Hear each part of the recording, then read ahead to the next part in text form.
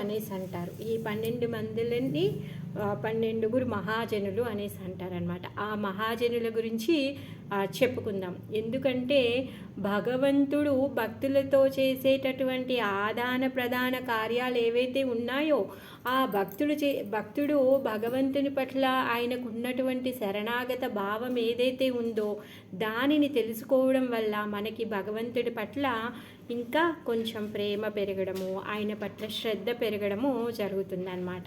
మరి భాగవతం అంతా కూడా ఏముంది, భగవంతుడికి ఇంకా భక్తులకి మధ్యలో ఉన్నటువంటి సంబంధాన్ని భాగవతం చెప్తుంది. మరి అలాంటి భాగవత ధర్మాన్ని తెలిసినటువంటి ఈ 12 మహాజనుల గురించి చెప్పుకోబోతున్నాం. ముందుగా మంగళాచరణ చెప్పుకొని మొదలు పెట్టుకుందాం. ఓం అజ్ఞానతిమిరాంధస్య జ్ఞానాంజనాశలాకయ చక్షురున్మీలితం యేన తస్మై శ్రీ గురవే నమః. శ్రీ చైతన్యమనోభీష్టం స్థాపితం యేన భూతలే స్వయం రూపా కదా మह्यं దదాతి స్వపదాంతికం. వందేహం శ్రీగురుం శ్రీయుతాపదకమలం శ్రీగురున్ వైష్ణవాంశ్చ శ్రీరూపం సాగ్రజాతం సహగణా రఘునాథాన్వితం తం సజీవం సాద్వైతం సావధూతం పరిజనసహితం కృష్ణచైతన్యదేవం శ్రీరాధాకృష్ణపాదాన్ సహగణా లలిత శ్రీవిశాఖాన్వితాంశ్చ. హే కృష్ణ కరుణా సింధో దీనబంధో జగత్పతే గోపేశ గోపికా కాంత రాధాకాంత నమోస్తుతే. తప్తకాంచన గౌరాంగీ రాధే వృందావనేశ్వరి వృషభానుసుతే దేవి ప్రణమామి హరిప్రియే. వాంఛాకల్పతరుభ్యశ్చ కృపా సింధుభ్య ఏవ చ పతితానాం పావనేభ్యో వైష్ణవేభ్యో నమో నమః. నమో ఓం విష్ణుపాదాయ కృష్ణప్రేష్టాయ భూతలే శ్రీమతే భక్తివేదాంత స్వామిన్నితి నామినే. నమస్తే సారస్వతే దేవే గౌరవాణి ప్రచారిణే నిర్విశేష శూన్యవాది పాశ్చాత్యదేశతారిణే. శ్రీకృష్ణ చైతన్య ప్రభు నిత్యానంద శ్రీ అద్వైత గదాధర శ్రీవాసాది గౌరభక్తవృంద. హరే కృష్ణ కృష్ణ కృష్ణ హరే హరే హరే రామ రామ రామ హరే హరే. మూకం కరోతి వాచాలం పంగుం లంగాయతే గిరిం యత్కృపాతమహం వందే శ్రీ గురుం దీనతారిణం. శ్రీల ప్రభుపాద్కి జై, శ్రీ గురుదేవ్కి జై. అయితే ఈ మహాజనుల గురించి శ్రీమద్ భాగవతం చెప్తుందన్నమాట. యమధర్మరాజు తన భటులకి చెప్తున్నారు. యమధర్మరాజు ఇంకా తన భటుల యొక్క సంవాదము 6వ స్కందంలో మనం చూస్తాం. మరి ఎప్పుడైతే ఈ అజామిలుడు తను చనిపోయేటప్పుడు ఆయన యొక్క కొడుకు నారాయణ అనేసి కొడుకు పేరు పెట్టుకుంటాడు. ఆ చనిపోయేటప్పుడు నారాయణుడు అని చెప్పేసి ఆ కొడుకుని పిలుస్తాడనమాట. నారాయణ అంటూ కొడుకుని పిలుస్తాడు. కానీ ఆయన సాక్షాత్ దేవదేవుడైన నారాయణుని ఏమీ పిలవట్లేదు. మరి ఈ అజామిలుడు తన జీవితం అంతా కూడా అన్ని తప్పు పనులు చెడ్డ పనులే చేశాడు. అందుకని చెప్పేసి ఆయన చనిపోయేటప్పుడు యమ భటులు వస్తారనమాట ఆయనని యమలోకానికి తీసుకెళ్ళడానికి. కాకపోతే చనిపోయేటప్పుడు ఆయన కొడుకుని నారాయణ అని పిలిచాడు కదా, అందుకని నారాయణ అని పిలిచాడు అని ఆ నారాయణుడి యొక్క దూతలు ఇక్కడికి వస్తారనమాట. నారాయణుడు యొక్క చతుర్భుజ స్వరూపులు ఎవరైతే ఉన్నారో నారాయణుడి యొక్క వైకుంఠ దూతలు కూడా ఇక్కడికి వస్తారనమాట. మరి వాళ్ళు ఏమంటారు అంటే ఈ యమభటులు ఏమంటారు అంటే, లేదు తను జీవితమంతా పాపాలు చేశాడు, ఆయన యమలోకానికి రావాల్సిన వాడు, మీరు తప్పు అడ్రస్కి వచ్చారు అనేసి అంటే, కాదు ఆయన చనిపోయేటప్పుడు నారాయణ అనేసి అన్నాడు కదంటే, అయ్యో ఆయన స్వామి పేరు తలవలేదండి, ఆయన కొడుకు పేరు తలిచాడు అనేసి అంటారు. ఎలా అయినా సరే నారాయణుడి యొక్క నామం చెప్పాడు కాబట్టి ఇతను నరకానికి వెళ్ళే అర్హత, అంటే తను నరకానికి వెళ్ళడు అని చెప్పేసి, ఈయన మా పర్సన్ మా కేసు అని చెప్పేసి తనని మా క్యాండిడేట్ అని చెప్పేసి యమభటుల్ని తిరిగి పంపించేస్తారు. అయితే భగవద్గీతలో భగవంతుడు ఏం చెప్తున్నాడు, అంత్యకాలేశ ఎవరైతే చనిపోయేటప్పుడు ఆ అంత్యకాలంలో నన్ను స్మరిస్తారో వాళ్ళు నా ధామాన్ని చేరుకుంటారు అని చెప్పారు. అదే విషయం ఇక్కడ మనము చూస్తున్నాం అన్నమాట అజామిలుడి విషయంలో. ఎందుకంటే తను భగవంతుడి యొక్క భక్తుడు కాదు, కాకపోతే తన పుత్రుణ్ణి పిలిచాడనమాట. మరి ఏమరపాటుగా కూడా భగవంతుడి యొక్క నామాన్ని ఉచ్చరించడం వల్ల భగవంతుడు స్వయంగా తన యొక్క భటులను ఇక్కడికి పంపించాడు, తన దూతలని పంపించి తనని యమలోకానికి పోకుండా రక్షించాడనమాట. ఇదంతా అయిన తర్వాత నా ఈ యమభటులు యమధర్మరాజు దగ్గరికి వెళ్తారనమాట.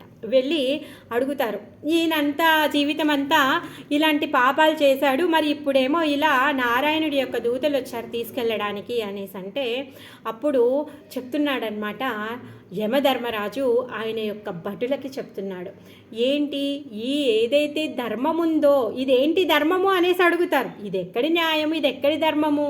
ఆయన మన కేసు కదా, మన క్యాండిడేట్ కదా, మరి ఆయనని మనం తీసుకొని రావాలంటే వాళ్ళు తీసుకొని వెళ్ళడం ఏంటి? ఇది ఎక్కడి న్యాయము, ఇది ఎక్కడి ధర్మము అనేసి అడిగితే అప్పుడు చెప్తారనమాట, నిజమైన ధర్మం తెలిసిన వాళ్ళు 12 మంది ఉన్నారంట. ఆ నిజమైన ధర్మం తెలిసిన వాళ్ళని మహాజనులు అంటారు. ఎవరు అంటే స్వయంభూర్నారద శంభో కుమార కపిలో మనుహో ప్రహ్లాదో జనకో భీష్మో బలిర్వయ్యా సకీర్వయం. వయం అంటే నేను, అంటే యమధర్మరాజు అని అర్థం అనమాట. ద్వాదశైతే విజానీమో ధర్మం భాగవత భట. భట అంటే వాళ్ళ భటులతో అంటున్నాడు అనమాట. అంటే వీళ్ళందరికీ ఈ ధర్మం ఏదైతే భాగవత ధర్మం ఉందో తెలుసు భటుల్లారా. గుహ్యం విశుద్ధం దుర్దోధం మాం శ్వాత్వా అమృతమస్నతే. మరి ఆ జ్ఞానం ఏంటి అంటే ఆ జ్ఞానము విశుద్ధమైనటువంటిది, అమలమైనటువంటిది, ఆ జ్ఞానము అమృత సమానమైనటువంటిది. మరి ఆ జ్ఞానం తెలిసిన వాళ్ళు ఏం చేస్తారంట? అమృతమయమైనటువంటి ఆ భగవద్ధామాన్ని చేరుకుంటారంట అనే విషయాన్ని చెప్తున్నాడనమాట. సో మరి ఈ 12 మందికి ఈ భాగవత ధర్మం తెలుసు. భాగవత ధర్మం అంటే ఏంటి? ఇది ఓన్లీ 12 మందికే ఎందుకు తెలిసింది, వేరే వాళ్ళకి ఎందుకు తెలియలేదు? మరి దాన్ని అందరూ తెలుసుకోలేరా అంటే దానికి సమాధానంగా యమధర్మదారు చెప్తున్నారనమాట. ఏమంటున్నారంటే ఈ భాగవత ధర్మం పరమ గుహ్యమైనది. భగవద్గీతలో భగవంతుడు చెప్తున్నాడు కదా, పరమ గుహ్యమైనటువంటిది జ్ఞానాన్ని ఇప్పుడు నేను నీకు చెప్తున్నాను అర్జున అని చెప్పాడు కదా. సో భాగవత ధర్మం ఏదైతే ఉందో అది పరమ గుహ్యమైనటువంటిది. మరి దానిని అర్థం చేసుకోవడం కష్టం. మరి ఇంకా భగవంతుని అర్థం చేసుకోవడం కూడా కష్టం. అలానే భగవంతునికి ఇంకా భక్తుడికి మధ్యలో ఉన్న సంబంధాన్ని అర్థం చేసుకోవడం కూడా కష్టం. మనం అర్థం చేసుకోలేము. ఈ గుహ్యమైంది, ఇది విశుద్ధమైనటువంటిది, పూర్ణ శుద్ధమైనటువంటిది, అమలమైనటువంటిది. మరి దీనిని అర్థం చేసుకోలేము. సరే, ఒకవేళ ఎలాగో ఒకలాగా ఏదో ఒక విధంగా మనం అర్థం చేసుకున్నాం అనుకోండి, మరి దానివల్ల కలిగేటటువంటి ఫలితం ఏంటి అంటే ఈ మృత్యులోకం ఏదైతే ఉందో ఇదేంటి? దుఃఖాలేమ శాశ్వతం. ఇక్కడ ప్రతి క్షణం అనుక్షణం మనం చచ్చిపోతూనే ఉన్నాము. ఎందుకు? ఇక్కడ అన్ని దుఃఖాలే ఉంటాయి. మృత్యులోకం మనం చిన్నగా ఉన్నప్పుడు చిన్నగతనం నుంచి మనం పెరుగుతూ ఉన్నాం, పెరిగి పెద్దవారమే ముసలివారమే చనిపోతూ ఉన్నాం. అంటే ప్రతి క్షణం కూడా మన శరీరంలో కలిగేటటువంటి మార్పులు ఇది చావుతో, అంటే మనని ఇంకా మన యొక్క శరీరాన్ని వదిలిపెట్టడానికి దగ్గరికి తీసుకెళ్తూ ఉంటుందన్నమాట. అందుకే ఇది మృత్యులోకము అనేసి అంటారు. మరి ఈ లోకంలో ఏం పొందుతాము అంటే మృత్యువుని పొందుతాము. అందుకు కానీ ఈ మృత్యులోకం నుంచి బయటికి వస్తాము. ఎక్కడికి వెళ్తాము? అమృతమైనటువంటిది, అమృత తుల్యమైనటువంటి భగవద్ధామానికి వెళ్తాము. ఈ భాగవత ధర్మాన్ని తెలుసుకుంటే అమృత సమానమైనటువంటి, అమృత తుల్యమైనటువంటి భగవద్ధామానికి మనం వెళ్తాము అనేసి చెప్తున్నారనమాట. ఇది సరళంగా అర్థం చేసుకోలేము. మరి ఎందుకంటే మన లోపల అశుద్ధాలు చాలా ఉన్నాయి. కామ, క్రోధ, మద, మత్సర్య, ఈర్ష్య, లోభ, ఇవన్నీ మన లోపల ఉన్నాయి కదా. మరి ఈ పరిశుద్ధమైనటువంటిది, అమలమైనటువంటిది, శాంతమైనటువంటి ఈ ధర్మాన్ని మనం అర్థం చేసుకోలేము అనేసి చెప్తున్నారనమాట. మరి ఏదో సంయోగంతో ఎలానో ఒకలాగా దీన్ని అర్థం చేసుకుంటే అప్పుడు మనం తెలుసుకోగలుగుతాం. ఏం తెలుసుకోగలుగుతాము అంటే మనం ఉన్నటువంటి ఈ శరీరం ఏదైతే ఉందో ఇది శాశ్వతమైంది కాదు అనేసి తెలుసుకుంటామన్నమాట. ఎవరైతే ఈ విధంగా అర్థం చేసుకుంటారో వాళ్ళు ఈ భాగవత ధర్మాన్ని అర్థం చేసుకుంటారనమాట. మరి ఈ భాగవత ఏదో ఒక దారి ప్రకారం అంటే ఏంటి? ఎలా అర్థమవుతుంది? కరెక్టే. ఇప్పుడు పరిశుద్ధమైనటువంటి జ్ఞానాన్ని మనం అపరిశుద్ధంగా ఉన్నాము. మరి ఆ జ్ఞానాన్ని అర్థం చేసుకోవాలి ఏదో ఒక దారిగా. అంటే ఏంటి అంటే ఎవరికైతే ఈ జ్ఞానం అర్థం చేసుకోవాలని కోరిక కలుగుతుందో అప్పుడు భగవంతుడు వాళ్ళకి సహాయం చేస్తారంట.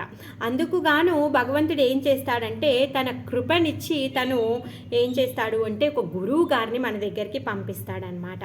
ఫస్ట్ ఎవరికి కలిగింది కృప?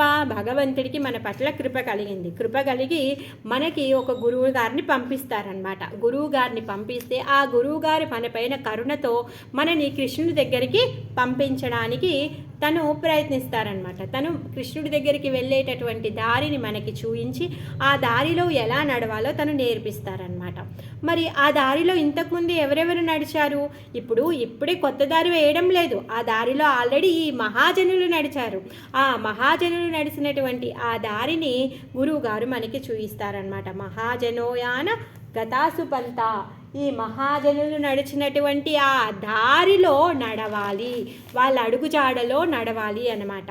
మరి స్వయంభూ అంటే ఎవరు? బ్రహ్మ.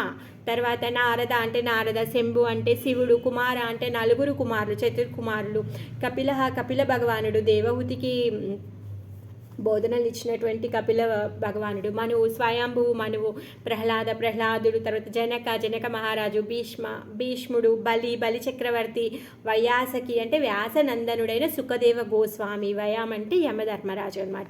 ఈ 12 మంది మహాజనులు ఈ భాగవత ధర్మాన్ని తెలిసినటువంటి వాళ్ళు. గురువు గారు చెప్పేటటువంటి ఏదైతే దారి ఉందో ఆ దారిని వాళ్ళు ఆ దారిలో నడిచినటువంటి వాళ్ళు. అందుకే మనము ఈ మహాజనుల యొక్క అడుగుజాడలో మనము నడవాలి. అందుకుగానే మనం ఇప్పుడు మహాజనుల గురించి తెలుసుకోబోతున్నాం అన్నమాట. ఎందుకంటే వాళ్ళు ఎంత గొప్పవాళ్ళో, వాళ్ళు భగవంతుడికి ఏ విధంగా శరణాగతి పొందారో తెలుసుకుంటే మనకు ఉత్సాహం వస్తుంది కదా. మరి వాళ్ళు ఎలాంటి పరిస్థితుల్లో భగవంతుడితో ఎలా కనెక్ట్ అయ్యారు, మరి వాళ్ళు ఏ విధంగా రెసిప్రొకేట్ అయ్యారు, ఏ విధంగా రియాక్ట్ అయ్యారో తెలుసుకున్నప్పుడు మనకు ఉత్సాహం వస్తుంది అనమాట. అలా ఎందుకు అంటే మనం ఈ భౌతిక ప్రపంచంలో ఊరికే మనం ఎలా కష్టసుఖాల్లో దుఃఖ నష్టాల్లో ఊరికే మనము అప్ అండ్ డౌన్స్ అవుతూ ఉంటుంది. మరి ఇలాంటి అప్ అండ్ డౌన్స్ అయినప్పుడు మనం ఎప్పుడైతే ఇలాంటి కథలు వింటామో అప్పుడు మనకి శక్తి వస్తుంది అన్నమాట. అందుకుగానే ఫస్ట్ ఈ 12 మంది మహాజనుల్లో ముందుగా స్వయంభూ ఎవరు? బ్రహ్మ. ఆ బ్రహ్మ గురించి మనం ఈరోజు తెలుసుకోబోతున్నాం అన్నమాట. మరి ఈ బ్రహ్మ ఎవరు, తను ఎక్కడ పుట్టారు, ఎవరికి పుట్టారు, తన యొక్క కార్యాలేంటి, మరి తను చేసేదేంటి, మరి తను ఎవరితో కనెక్షన్ ఉంది, ఏం సంగతి, ఇవన్నీ విషయాలు తెలుసుకుందామన్నమాట. ఎప్పుడైతే భగవంతుడు ఈ సృష్టిని సృష్టించాలి అనేసి అనుకున్నాడో అప్పుడు తను చతుర్వ్యూహంగా తన యొక్క రూపాలని తీసుకుంటూ ఉంటాడనమాట. దానిలో ప్రథమ చతుర్వ్యూహంలో భాగంగా ఈ కారుణోదకశాయి విష్ణు రూపాన్ని తను తీసుకుంటారనమాట. తీసుకొని తను ఏం చేస్తున్నారు? కారుణోదక సముద్రంలో తను పడుకొని ఉంటారనమాట. పడుకొని ఉంటే తన యొక్క ఉచ్ఛ్వాస నిశ్వాసలు ఏదైతే ఉన్నాయో ఆ ఉచ్ఛ్వాస నిశ్వాసల నుంచి తన యొక్క శరీర రంధ్రాలు ఏవైతే ఉన్నాయో, రోమ కూపాలు ఏవైతే ఉన్నాయో ఆ రోమ రంధ్రాల నుంచి అనేకమైనటువంటి విశ్వాలు బయటికి వస్తూ ఉంటాయన్నమాట. మరి ప్రతి విశ్వంలోకి కూడా ఈ కారుణోదక సాయి విష్ణు గర్భోదక సాయి విష్ణువుగా ఆ విశ్వంలోనికి ఆ ఒక్క విశ్వాన్ని భువన భాండము అనేసి అంటారనమాట. ఆ భువన భాండంలోనికి విష్ణు ప్రవేశిస్తారనమాట. ప్రవేశించి అక్కడ గర్భోదక సముద్రంలో తను పడుకొని ఉంటారు. అక్కడికి లక్ష్మీదేవి వస్తారు. లక్ష్మీదేవి వచ్చి స్వామి గారి యొక్క పాద సేవలో తను ఉంటారనమాట. ఆయన యొక్క నాభి కమలము నుంచి ఈ కమలంలో బ్రహ్మదేవుడు ఆవిర్భవిస్తారనమాట. అందుకే తను స్వయంభూ, ఎవరి ప్రమేయం లేకుండా స్వయంగా తను ప్రకటమయ్యాడు. అంటే భగవంతుడి స్వయంగా తను ప్రకటింపచేశాడు కాబట్టి స్వయంభూ అయ్యాడనమాట. అంటే లక్ష్మీ అమ్మ ప్రమేయం లేకుండానే తను ప్రకటింపబడ్డాడు కాబట్టి స్వయంభూ అయ్యాడనమాట. ఇంకా తను ఏమంటారో ఆత్మభూ అని కూడా అంటారు. 1 సెకండ్. సో ఈ విధంగా స్వయంభూని ఆత్మభూ అని కూడా అంటారనమాట. తను గర్భోదక శాయి విష్ణు యొక్క నాభి కమలం నుంచి స్వయంగా ఉత్పన్నమైనటువంటి వాడనమాట. మరి ఇంకా ఈ బ్రహ్మదేవుడి యొక్క హృదయంలోనే భగవంతుడు దివ్య జ్ఞానాన్ని చెప్పారనమాట. మనము గురువుగారి దగ్గరికి వెళ్తే గురువుగారు చెప్తే మనం ఆయన ఎదుటిగా కూర్చొని మనము ఆయన ఇచ్చినటువంటి జ్ఞానాన్ని మనం స్వీకరిస్తాం. కాకపోతే ఈ బ్రహ్మదేవుడి యొక్క హృదయంలో తేనే బ్రహ్మ హృదయ ఆది కవయో, ఆయనకి ఫస్ట్ పర్సన్ ఎవరు? ఈ బ్రహ్మ. ఇప్పటి వరకు ఇంకా ఈ భౌతిక ప్రపంచంలో అంటే ఆ భువన భాండం ఇప్పుడే ఏర్పడింది. కార్ణోదక సముద్రంలో పడుకున్నటువంటి కార్ణోదకశాయి విష్ణువు యొక్క రోమకూపం నుంచి ఇప్పుడే ఆ భువనభాండం ఏర్పడితే దానిలోకి స్వామివారు వెళ్ళి ఆయన యొక్క నాభి కమలం నుంచి మొదటి జీవిని ఉత్పన్నం చేశారనమాట. ఆయన ప్రథమ జీవి. మరి ఆయన ఎలా ఉంటాడు అంటే తను దివ్య జ్ఞానాన్ని కలిగి ఉంటాడనమాట. మరి ఆ దివ్య జ్ఞానం ఎక్కడి నుంచి వచ్చిందంటే ఆయన హృదయంలో సాక్షాత్ విష్ణు దానిని ఆ దివ్య జ్ఞానాన్ని తన హృదయంలో చెప్పారనమాట. మరి ఇలాంటి మహాజనుల యొక్క చరిత్రని మనము వినడం వల్ల మనము భగవంతుని ప్రార్థించాలి. ఏంటి అంటే వాళ్ళ యొక్క చరిత్ర నుంచి ఒక్క బిందువైనా సరే మనము పొందాలి అని చెప్పేసి భగవంతుని ప్రార్థించాలి. ఎందుకంటే వీళ్ళందరూ కూడా ఎవరు? పరమ భక్తులు. భగవంతుడు యొక్క ప్లాన్కి భగవంతునికి సహకరిస్తూ భగవంతుడి యొక్క లీలలో భాగంగా వీళ్ళు సహపాఠిగా పనిచేస్తూ ఉన్నారనమాట. వీళ్ళెవరేమి సామాన్యమైన వాళ్ళు కాదనమాట. అందుకనేసి మనము ఇప్పుడు వాళ్ళ యొక్క చరిత్రని చెప్పుకుంటూ మన లోపల కొంచెమన్నా శుద్ధీకరణ జరగాలి అనేసి ప్రార్థిస్తాం. మరి ఈయనెవరు? ఫస్ట్ జీవి, తర్వాత బెస్ట్ జీవి ఆయన. మరి ఆయన స్థానం ఏదైతే ఉంది బ్రహ్మ అంటే ఏంటి? బ్రహ్మదేవుడు అనగానే ఏమంటాం మనము? ఈ సృష్టినంతా సృష్టించిన వాడు అనేసి అంటాం. మరి నిజంగా ఈ సృష్టిని సృష్టించిన వాడు అతనేనా? అతనే. ఈ సృష్టిని సృష్టించిన వాడు అతనే. మరి సర్గ అంటే ఏంటి? ప్రాథమికమైన సృష్టించినవాడు. ఈ సర్గలో 24 తత్వాలు ప్రధానము. ఇవన్నీ కూడా విష్ణువు ఇస్తాడనమాట. ఏ విధంగా అయితే రొట్టె చేయాలి అంటే మనకి పిండి, ఉప్పు, నీళ్ళు, నూనె ఇవి కావాలో ఈ చేసేవాడు ఏం చేస్తాడు? వీటన్నింటినీ కలిపి రొట్టె చేస్తాడు. అవునా కాదా?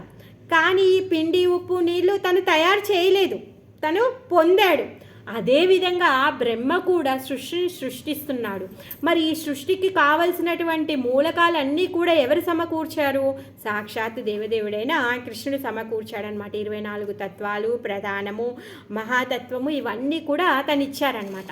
తను ఇస్తే వాటిని తీసుకొని ఆ పిండిని రొట్టెగా మరల్చినట్టుగా ఆ 24 తత్వాలని ఉపయోగించి ఈ భౌతిక ప్రపంచాన్ని ఈ బ్రహ్మదేవుడు సృష్టించాడు. 84 లక్షల జీవరాశులని, వాళ్ళకు కావలసినటువంటి పరిస్థితులని, 14 లోకాలని, ఆ లోకాల్లో ఉండేటటువంటి పరిస్థితులని, ఈ లోకాలన్నింటినీ పాలించడానికి దేవతలని, తర్వాత మన ఇంద్రియాలని, మన ఇంద్రియ అర్థాలని, ఇంద్రియాలను నడిపించేటటువంటి ఇంద్రియ దేవతలని ప్రతి ఒక్కటి కూడా బ్రహ్మ సృష్టించాడనమాట. మరి ఇది చాలా పెద్ద పని కదా, ఇదేమీ సామాన్యమైన పని కాదు.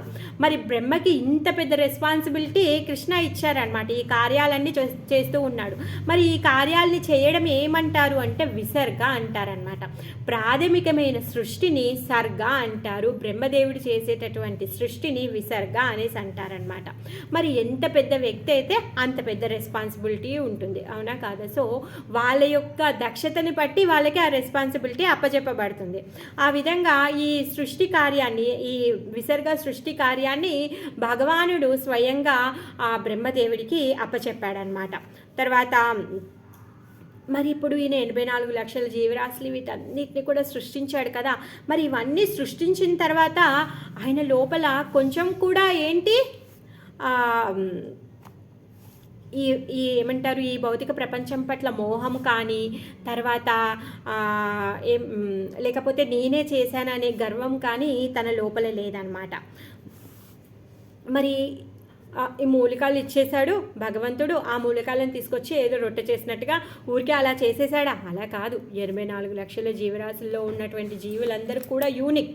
ఎవరు కూడా ఎవరితో కలవరు. ఒక్కొక్కరు ఒక్కొక్క డిజైన్లో ఉంటారు. మరి వీళ్ళందరూ కూడా ఈ విధంగా ఎలా తయారయ్యారు అనేసి అంటే వాళ్ళ యొక్క కర్మానుసారంగా ప్రతి జీవి యొక్క కర్మని లెక్కించి ఆయనకి ఎలాంటి శరీరం ఇవ్వాలి, ఎలాంటి పరిస్థితుల్లో తను ఉంటాడు, తను పొందేటటువంటి స్థితిగతులు ఏంటి, ఇవన్నింటినీ కూడా నిర్ణయించి వాళ్ళకి ఆ జీవితాన్ని ఇచ్చేవాడు బ్రహ్మ అన్నమాట. సో ఆ విధంగా చాలా పెద్ద పని తను చేస్తూ ఉన్నాడనమాట. మరి ఇక్కడ ఈ భౌతిక ప్రపంచంలో జీవుణ్ణి పెట్టి ఏం చేస్తున్నాడు? ఈ భౌతిక ప్రపంచం ఏంటిది?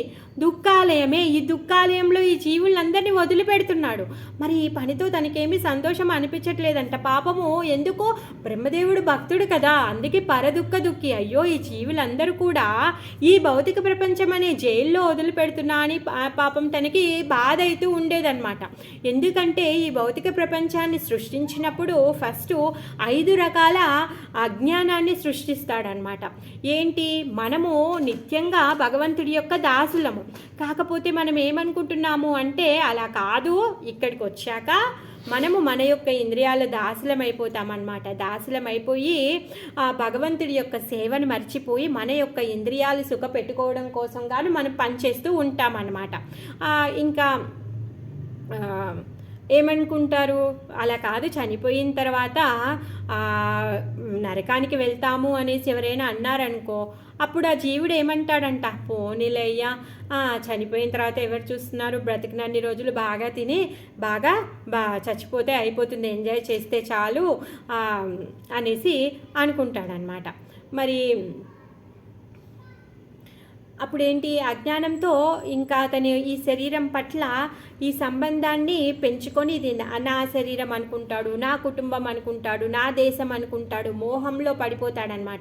ఈ మోహంలో పడిపోయి పిచ్చివాడిలా అయిపోతాడు. తర్వాత చనిపోయి మళ్ళీ పుడతాడు, చనిపోతాడు, పుడతాడు, చనిపోతాడు, పుడతాడు, చనిపోతాడు, పుడతాడు. ఈ విధంగా ఈ మోహాన్ని, ఈ దుఃఖాన్ని, ఈ కోరికలని, ఇవన్నింటి అంధకారాలు ఇవన్నీ కూడా ఈ భౌతిక లోకం ఎప్పుడైతే సృష్టింపబడిందో ఈ 5 రకాల అంధకారాలు ఇక్కడ సృష్టించబడినాయి అనమాట. తామిశ్ర, అందమిశ్ర, తమస్, మోహ, మహామోహ.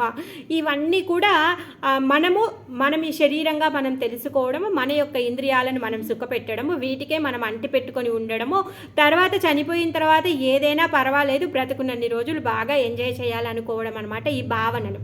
సో ఆ విధంగా మరి వీళ్ళందరూ జీవులు ఇలా ఉంటే పాపం తను చూసి బాధపడుతున్నాడు అనమాట.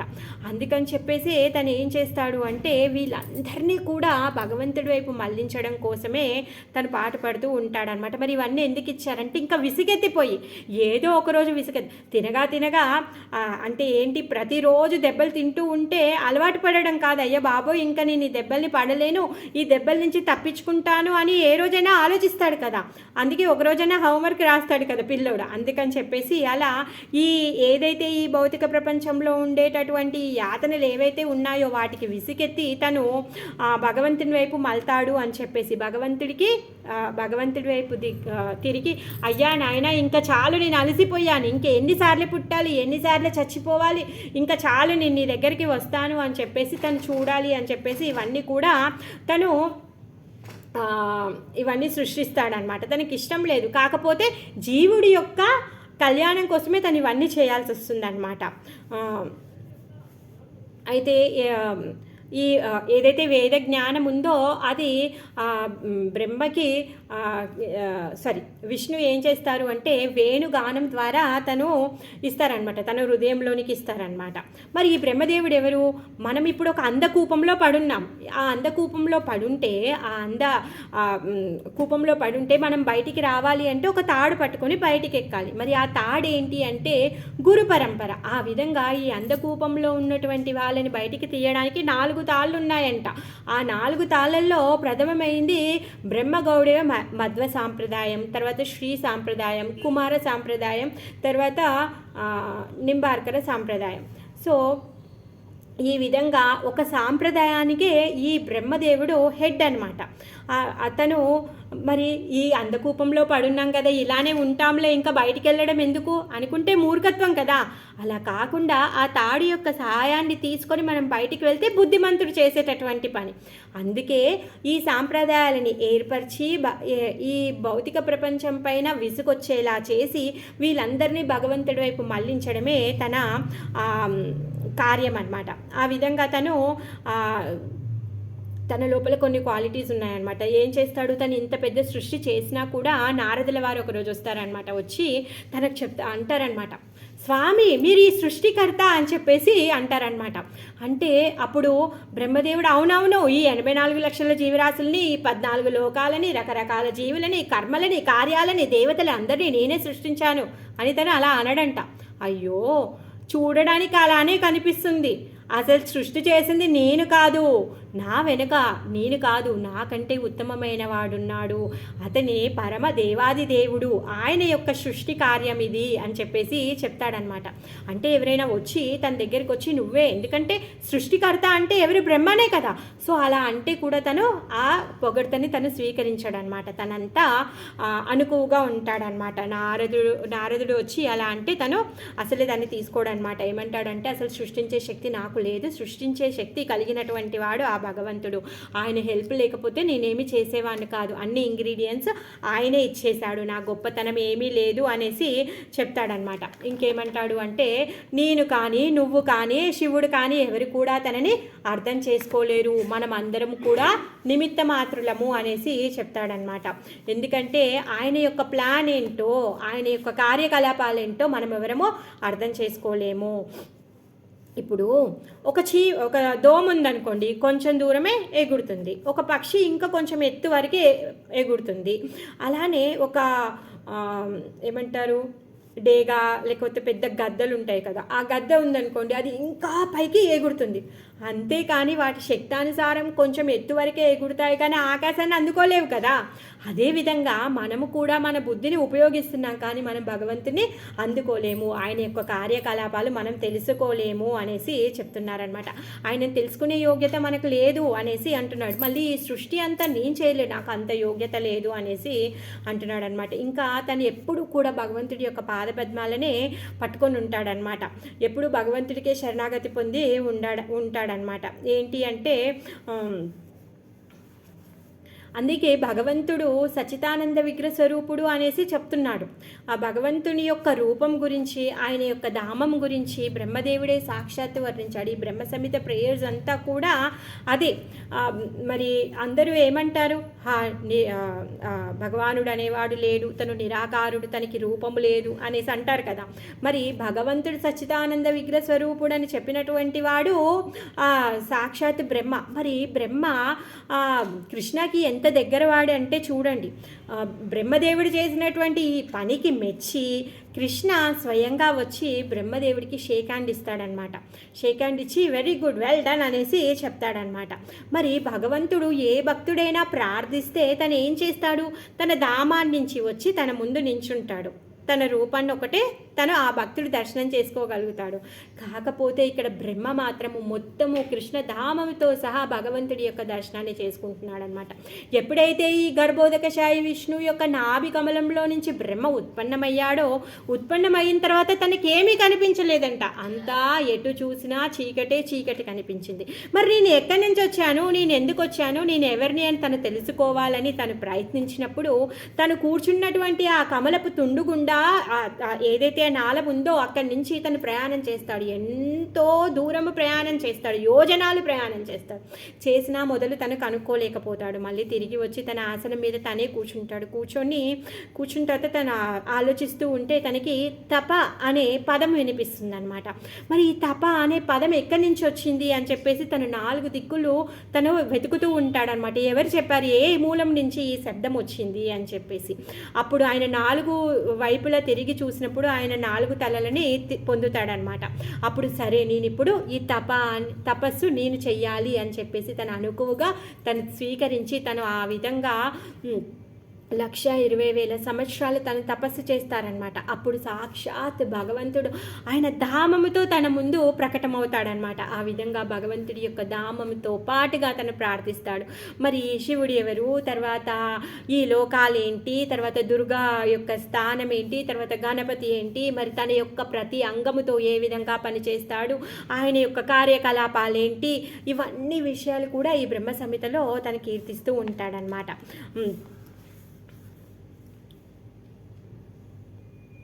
తర్వాత తను అంత గొప్ప స్థానంలో ఉండి కూడా తను ఎప్పుడు కూడా గర్వంగా ఫీల్ అవ్వడనమాట, అనుకువతో ఉంటాడనమాట. అసలు కొంచెం కూడా గర్వం లేదు. భగవంతుడే స్వయంగా వచ్చి తనకి షేక్ హ్యాండ్ ఇచ్చినా కానీ తను కొంచెం కూడా గర్వపడట్లేడు. ఎందుకు? ప్రతి ఒక్కరికి కూడా ఆయన యొక్క దృష్టి దర్శనం మాత్రమే దొరుకుతుంది, కానీ స్పర్శనం ఎక్కడ దొరుకుతుంది? కరస్పర్శనం దొరికింది.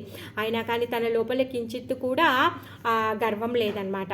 అందుకే భగవంతుణ్ణి ప్రార్థిస్తుంటాడనమాట, స్వామి ఎప్పుడు నేను నీ సేవలో ఉండే విధంగా నన్ను ఉంచుకో, నాకు కించిత్తు కూడా నేను చేసేటటువంటి కార్యం పట్ల ఆసక్తి కానీ గర్వము కానీ నా లోపల రాకుండా చూడు అని చెప్పేసి ప్రార్థిస్తూ ఉంటాడనమాట. ఒకవేళ భగవంతుడు ఆయన యొక్క భక్తుల్లో కొంచెం గర్వం వచ్చినా కూడా దాన్ని ఎప్పటికప్పుడు కట్ చేస్తూనే ఉంటాడు.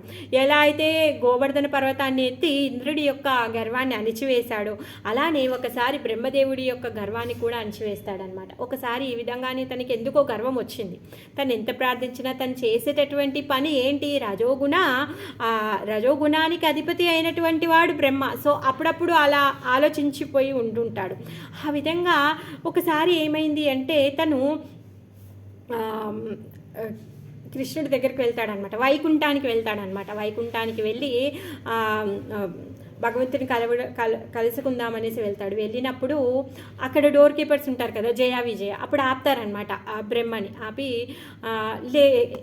ఎందుకు వెళ్తున్నారు లోపలికి అనేసి అంటారు. లేదు నేను స్వామిని కలవాలి అనేసి అంటారు. అయితే మీరు ఇక్కడే ఆగండి, మేము లోపలికి వెళ్ళి నేను స్వామి దగ్గర పర్మిషన్ తీసుకొని వస్తాము అని చెప్తారనమాట. ఏంటి బ్రహ్మని వచ్చా నేను, అయినా కానీ నన్ను ఇక్కడ ఆపిలా ఎంక్వైరీ చేస్తున్నారు ఏంటి అనేసి అనుకుంటా. తర్వాత సరే అని చెప్పేసి ఆ జయ విజయులు వచ్చి నువ్వెవరివి, ఏ బ్రహ్మవి అనేసి అడుగుతారనమాట. అదేంటి తెలీదా, చతుర్ముఖ బ్రహ్మని అనేసి చెప్తాడనమాట.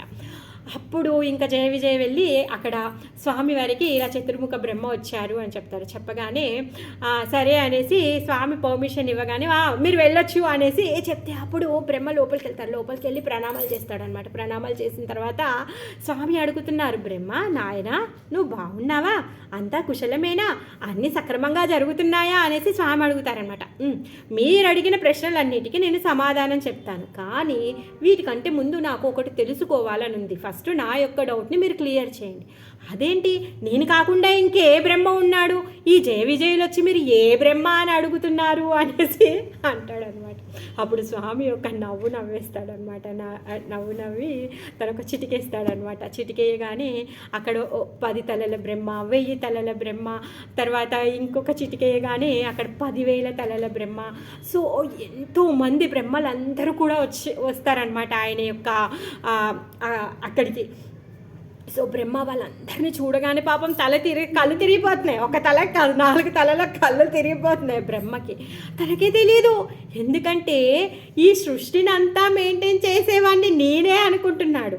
ఎందుకు? ఆ కార్ణోదక సముద్రంలో పడుకున్నప్పుడు ఎన్నో భువన భాండాలన్నీ ఆయన శరీరం యొక్క ఆ రోమకూపాల నుంచి వచ్చాయి. ప్రతి ఒక్క భువన భాండంలో స్వామి గర్భోదకశాయి విష్ణువుగా ప్రవేశిస్తున్నారు. గర్భోదకశాయి విష్ణువు నాభి కమలం నుంచి బ్రహ్మ ఆవిర్భవిస్తూ ఉన్నారు. మనమున్నటువంటి ఈ భువన భాండానికి చతుర్ముఖ బ్రహ్మ ఉన్నారు. మరి ఇంకో భువన భాండానికి ఇంకొక బ్రహ్మ, ఇంకో భువన భాండానికి ఇంకొక బ్రహ్మ, మరి అనంతకోటి విశ్వాలు ఉన్నాయి, మరి అనంతకోటి బ్రహ్మలు ఉన్నారు. ఆ సంగతి ఈ బ్రహ్మకు తెలీదు. వాళ్ళందరినీ చూసిన తర్వాత పాపం బెంబెలెత్తిపోయాడు. ఆ గర్వం కాస్త కరిగిపోయిందనమాట. సో అంటే భగవంతుడు ఎప్పుడప్పుడు భక్తుడికి కొంచెం గర్వం వచ్చినా కూడా కట్ చేస్తూ ఉంటాడనమాట. తర్వాత ప్రార్థిస్తూ ఉంటాడు. భగవంతుడి యొక్క ప్రార్థన తను చేసేటటువంటిది చాలా అద్భుతమైనటువంటి ప్రార్థన. అందుకే తన ధామంతో తనకి ఆయన దర్శనమిచ్చారనమాట. తర్వాత ఇంకా భగవంతుడు ఎప్పుడు ఆయన యొక్క లీలలు చేస్తూనే ఉంటారు. అయితే ఒకసారి ఏమైంది, బ్రహ్మ విమోహన్ లీల మనందరికీ తెలిసిందే. ఈ బ్రహ్మ విమోహన్ లీల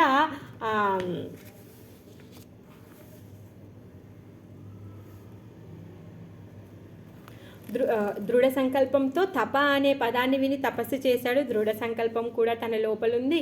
తర్వాత ఆయన ప్రార్థనలు బాగా చేస్తాడు. తర్వాత భగవంతుడి యొక్క రూపాన్ని వర్ణించడం, భగవంతునికి శరణాగతి పొందడము, తర్వాత అనుకువగా ఉండడము, కుంచిత్తు కూడా గర్వం లేకుండా ఉండడము, ఆయనకు ఉన్నటువంటి శక్తిని అంతా కూడా భగవంతుడి యొక్క కృపగా తను పొంది ఉండడం అనమాట. ఎప్పుడైతే ఈ బృందావనంలో కృష్ణుడు తన లీలలు చేస్తూ ఉంటే అప్పుడు ఈ బ్రహ్మ విమోహన్ లీల తర్వాత వచ్చి మళ్ళీ స్వామిని పొగుడుతాడు, వచ్చి కీర్తిస్తాడు. ఆహా, మీ యొక్క రూపం ఎలాంటిది, ఈ రూపాన్ని దర్శనం చేసుకున్న వాళ్ళు ధన్యులైపోతారు, ప్రతి ఒక్కరు కూడా ఈ బృందావనంలో మీరు చోటిచ్చారు, సో నాకు కూడా కొంచెం చోటు ఇవ్వండి అని చెప్పేసి ప్రార్థిస్తారనమాట. ప్రార్థించి ఆ బృందావనంలో మనం ఇప్పుడు వెళ్ళినప్పుడు మనం బర్సానా వెళ్ళి దర్శనం చేసుకుంటాం కదా, ఆ బర్సానా పర్వతం మీద ఉంటుంది. ఆ బర్సానానే బ్రహ్మాచల పర్వతం. ఆ బర్సానా ఎక్కడుంది అంటే బ్రహ్మాచల పర్వతం మీద ఉంది. అంటే ఇక్కడ ఉన్నటువంటి గోపికలు వాళ్ళ యొక్క ప్రేమ, వాళ్ళ యొక్క భక్తిలో మీరు ఇంత పరమ ఆనందంగా ఉన్నారు, సో మీ అందరి యొక్క సాంగత్యం నాకు కావాలి, ఈ గోపికల యొక్క పాదధూళి నాకు కావాలి అనేసి బ్రహ్మదేవుడు ప్రార్థించడం వల్ల ఆ బర్సానాలో బ్రహ్మాచల పర్వతంగా బ్రహ్మదేవుడు స్థిరపడతాడనమాట. ఈ 4 తలలు కదా బ్రహ్మకి, ఆ విధంగా ఈ పర్వతానికి కూడా 4 శిఖరాల్లాగా ఉంటుందన్నమాట. ప్రతి శిఖరం మీద ఒక గుడి ఉంటుంది, రాధమ్మ వారి రాధాకృష్ణుల గుడి ఉంటుంది. మాన్గఢ్, దాన్గఢ్, బాన్గఢ్, విలాస్గఢ్, ఈ 4 గఢ్లు అంటే ఒక్కొక్క శిఖరానికి ఒక్కొక్క పదం అనమాట. మాన్గఢ్, దాన్గఢ్, విలాస్గఢ్, బాన్గఢ్, ఈ 4. సో అక్కడికి వెళ్తే మనం అవన్నీ నడుచుకుంటూ తిరిగి మనం దర్శనం చేసుకోవచ్చు అనమాట. సో ఆ విధంగా బ్రహ్మదేవుడు కూడా భగవంతుడి యొక్క స్పర్శకి ఆశిస్తూ తన యొక్క లీలల్లో భాగం అవ్వాలి అనుకొని తను శాశ్వతంగా బృందావనంలో పర్వత రూపంలో ఉన్నాడనమాట. ఈ బ్రహ్మ విమోహన్ లీల చేసినప్పుడు తను చాలా పశ్చాత్తాపడతాడనమాట. స్వామి, నేను ఎంత తప్పు చేశానో మిమ్మల్ని నేను అర్థం చేసుకోలేకపోయాను, మీరు ఎందుకు సామాన్య బాలుడు వేషంలో వచ్చి ఆ గోపబాలుడి యొక్క ఎంగిలిని మీరు తీసుకుంటుంటే నా స్వామి ఇలా ఉండడు అనుకొని నేను ఈ విధంగా చేసి ఏం చేశాను, మీరు చేసేటటువంటి లీలల్లో మీ ఫ్రెండ్స్ని, ఈ గోవత్సాలని వీళ్ళందరినీ కూడా నేను దొంగతనం చేసి పరమ గొప్ప అపరాధం చేశాను. సో నేను చేసినటువంటి అపరాధానికి నేను ప్రాయశ్చిత్తం చేసుకోవాలనుకుంటున్నాను. అందుకే మీరు నాకు ఒక నీచమైన కులంలో నన్ను పుట్టించండి. అప్పుడు నేను ఎప్పుడు కూడా మీ యొక్క నామాన్ని జపిస్తూ ఉండి మీ యొక్క నామాన్ని మర్చిపోకుండా ఉండే విధంగా నేను భక్తి చేసే విధంగా మీ యొక్క ఆశీర్వాదాన్ని నాకు ఇవ్వండి అని చెప్పేసి బ్రహ్మదేవుడు ప్రార్థిస్తాడనమాట. అందుకే ఎప్పుడైతే కలియుగంలో చైతన్య మహాప్రభు రూపంలో కృష్ణుడు వస్తాడో అప్పుడు ఈ ఏమంటారు యవన కులంలో అంటే ముస్లిం దాంట్లో యవన కులంలో హరిదాస్ ఠాకూర్ల వారు వస్తారనమాట. నామాచార్య హరిదాస్ ఠాకూర్ అని చెప్తాం కదా, నామానికే ఆచార్యుడు, రోజు 1,00,000 నామాలు జపం చేసేవాడనమాట. ఆ విధంగా ఈ బ్రహ్మనే ఆ నామాచార్య హరిదాస్ అనమాట. మరి ఈ హరిదాసుల వారికి ఆ కృష్ణుడి యొక్క చైతన్య మహాప్రభు యొక్క ఎంతో సాన్నిధ్యం లభిస్తుంది. ఈ యవన కులంలో పుట్టి తను భగవంతుడి యొక్క నామ జపం చేస్తున్నాడు అని చెప్పేసి ఆ ముస్లిం రాజు ఎవరైతే ఉన్నారో తను ఏం చేస్తాడు అంటే ఇంకెవరు కూడా ఈ ముస్లిం ఎవరు కూడా భగవంతుడి భక్తి చేయొద్దు, దీన్ని చూసి అందరు భయపడాలి అని చెప్పేసి 22 మార్కెట్లలో తనని కొడతారనమాట. ఎంతగా కొడతారు అంటే అసలు అది చూసి కొట్టేవాడే అలసిపోతాడు. అయ్యో నువ్వు ఏమైనా చెయ్యి, ఇప్పుడు నిన్ను చంపకుండా మేము వస్తే ఏంటి రాజు మమ్మల్ని తిడతాడు, ఏదో ఒకటి కానివ్వు అనేసి వాళ్ళు వేడుకుంటారు హరిదాస్ ఠాకూర్ని. ఆ విధంగా వాళ్ళు వేడుకుంటే సరే మీకోసమైనా నేను ఆ ప్రాణాన్ని వదిలేస్తాను అని చెప్పేసి కొంచెంసేపు తల స్తబ్దంగా పడిపోతారనమాట. తర్వాత చైతన్య మహాప్రభు యొక్క ఒడిలో తన ప్రాణాన్ని వదులుతారు. చైతన్య మహాప్రభు యొక్క సాంగత్యాన్ని తను పొందుతారంటే తను చేసినటువంటి అపరాధానికి తను ఆ విధంగా పశ్చాత్తాపడుతూ తన పనిష్మెంట్ తీసుకోవాలి అనేసి అనుకున్నాడు అనమాట. తర్వాత ఈ నామాచార్యుల హరిదాస్ ఠాకూర్ల వారు ఆయన యొక్క పేరు చెడుగొట్టడానికి కోసం అనేసి ఈ నవాబ్ హుస్సేన్ షా వాళ్ళ మనుషులందరూ కలిసి ఏం చేస్తారు అంటే ఒక వేష్యని పంపిస్తారనమాట వాళ్ళ ఇంటికి. వేష్యని పంపిస్తే ఆ వేష్య వస్తుందన్నమాట. వస్తే అప్పుడు హరిదాస్ ఆమెను చూసి అంటాడు, నీకేం కావాలి అంటే నేను మిమ్మల్ని కోరుకొని ఇక్కడికి వచ్చాను అంటే అప్పుడు హరిదాసుల వారు అంటారనమాట, ఏమంటారంటే సరే సరే నాకు ఈరోజు నేను చేయాల్సిన జపం చాలా ఉంది, నేను జపం చేసిన తర్వాత మీ గురించి ఆలోచిస్తాను అని చెప్తాడనమాట. తను ఆ విధంగా తను జపం అక్కడ కూర్చొని జపం చేసుకుంటుంటే ఆమె అక్కడే కూర్చొని వింటూ ఉండేది, అక్కడ కూర్చొని వెయిట్ చేస్తుంది హరిదాస్ కోసం. సో ఆ రోజు అయిపోయింది ఆల్మోస్ట్ తెల్లారుజామున అయ్యేసరికి తను వెళ్ళిపోతుంది. మళ్ళీ నెక్స్ట్ డే ఈవినింగ్ మళ్ళీ వస్తుంది. మళ్ళీ వచ్చిన తర్వాత ఆమె అడిగితే అప్పుడు మళ్ళీ అదే మాట చెప్తాడు, నాకు ఇంకా కొంచెం జపం చేసుకునేది ఉంది, నేను జపం చేసుకున్నాక మీ గురించి ఆలోచిస్తాను అని చెప్తాడు. సో ఆ విధంగా అలా 2-3 రోజులు వరుసంట తను వచ్చి ఆయన చేసేటటువంటి నామము ఆ జపాన్ని హరే కృష్ణ మహామంత్రాన్ని విని తను పరమ భక్తురాలైపోతుందన్నమాట. తను పరమ భక్తురాలైపోయి తనకు తాను శరణాగతి పొందుతుంది హరిదాస్ ఠాకూర్ వారికి. నన్ను మీ శిష్యురాలుగా స్వీకరించండి అనేసి తను ప్రాధేయపడితే తనకి దీక్షనిచ్చేసి హరిదాసుల వారు ఆ స్థలాన్ని వదిలిపెట్టి తను వేరే దగ్గరికి వెళ్ళిపోతారనమాట. ఆ విధంగా ఆయన చెప్పేటటువంటి నామాన్ని, ఆయన ఉచ్చరించేటటువంటి నామాన్ని విని వేశ్య తను పరమ భక్తురాలైపోయిందనమాట. సో హరిదాస్ నామాచార్య హరిదాస్ ఠాకూర్కి జై, బ్రహ్మదేవ్కి జై, హరే కృష్ణ. సో బ్రహ్మదేవుడు ఎలాంటి పరమమైన భక్తుడు, ఆయన జీవితంలో ఆయన చాలా కార్యాలు చేశాడు. మరి బ్రహ్మదేవుడు కూడా ఈ భౌతిక ప్రపంచంలోనే ఉన్నాడు, కానీ ఆ ఉత్తమ గుణాలు కలిగినటువంటి వాడు. మరి బ్రహ్మ ఎవరైనా అవ్వచ్చా అంటే అవ్వచ్చు. 100 జన్మలు పాపం చెయ్యకుండా సత్వగుణంలో భగవంతుడి యొక్క భక్తి చేసిన వాడు బ్రహ్మ యొక్క స్థానాన్ని పొందొచ్చంట. సో మనం బ్రహ్మ అవ్వాలి అనుకుంటే 100 జన్మలు ఆ విధంగా మనం సాధన చేస్తే బ్రహ్మ అవ్వగలుగుతాం అన్నమాట. సో బ్రహ్మదేవుడు ఆయన చేసినటువంటి ప్రార్థనలు చాలా ఉన్నాయి, ఆయన చేసినటువంటి సృష్టి కార్యాలు కూడా చాలా ఉన్నాయి. మనకున్న సమయంలో ఎంతైతే అంత చెప్పుకున్నాను. హరే కృష్ణ.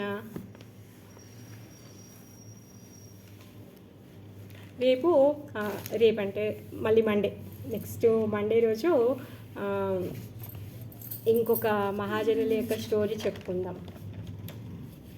నారద, స్వయంభూ తర్వాత నారదుడి గురించి చెప్పుకుందాం. హరే కృష్ణ. అందరికీ ధన్యవాదాలు. హరే కృష్ణ.